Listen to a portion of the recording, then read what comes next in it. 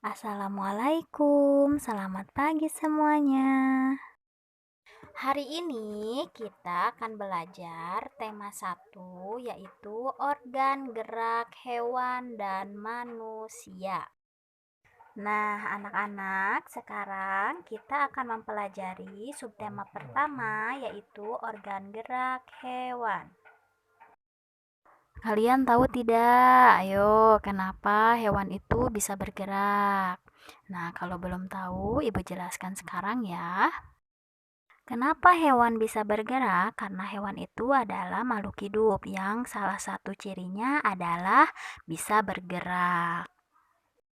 Secara umum, gerak dapat diartikan berpindah tempat atau perubahan posisi sebagian atau seluruh bagian dari tubuh.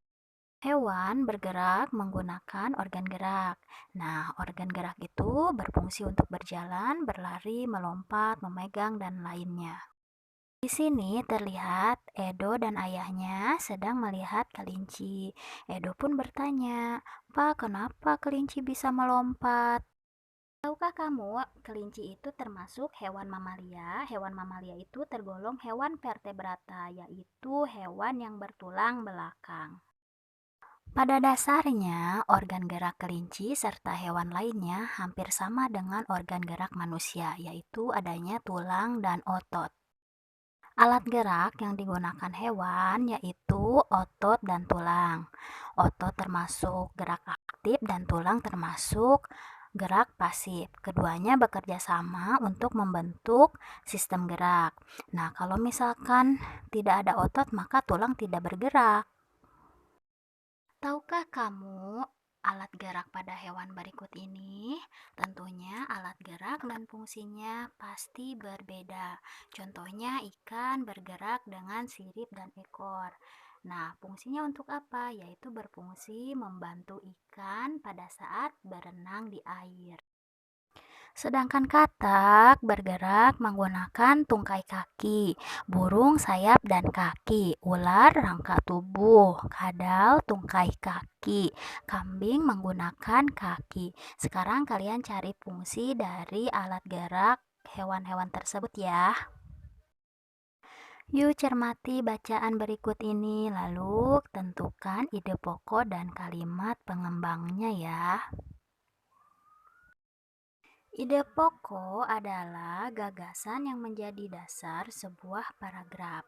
Biasanya ada di awal paragraf, pertengahan paragraf, ataupun akhir paragraf. Sedangkan fungsi dari ide pokok yaitu menjadi dasar pengembangan paragraf. Dalam menentukan ide pokok, tentunya kalian harus membaca dengan teliti, lalu tentukan inti dari bacaan tersebut itu apa. Sedangkan kalimat pengembang itu artinya kalimat-kalimat pelengkap yang berfungsi menerangkan kalimat utama. Masih semangat kan anak-anak? Sekarang di pembelajaran kedua kita akan belajar tentang gambar bercerita. Gambar cerita merupakan gambar atau serangkaian gambar yang mengandung sebuah cerita. Contoh gambar cerita adalah gambar ilustrasi. Gambar ilustrasi dibedakan menjadi dua macam, yakni gambar berupa foto dan gambar hasil tangan kita sendiri. Langkah-langkah membuat gambar ilustrasi. Yang pertama, kalian tentukan gagasannya. Kalian mau gambar apa nih? Tokohnya ada berapa? Suasananya seperti apa? Lalu tuangkan di sketsa. Setelah beres sketsanya, lalu warnai. Boleh diwarnai dengan pensil gambar atau lainnya. Ini adalah salah satu contoh gambar bercerita yang belum kita deskripsikan. Kita coba deskripsikan ya. Gambar pertama, seekor kelinci memiliki 3 ekor anak. Induk kelinci sedang menyusui anak-anaknya di taman.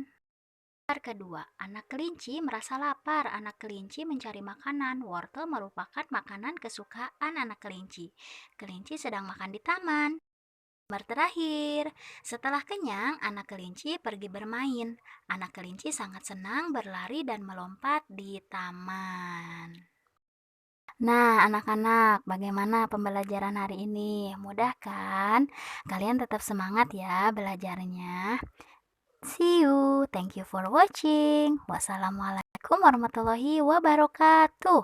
Oh iya, jangan lupa like, comment, share, and subscribe.